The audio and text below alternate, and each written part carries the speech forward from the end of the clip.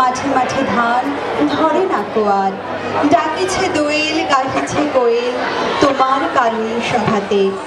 মাঝখানে তুমি দাঁড়ায় জননী শরৎকালের প্রভাতে। মা এসেছেন আমাদের ঘরে, তাই তার রূপে আজ 10 দিক আলোকিত।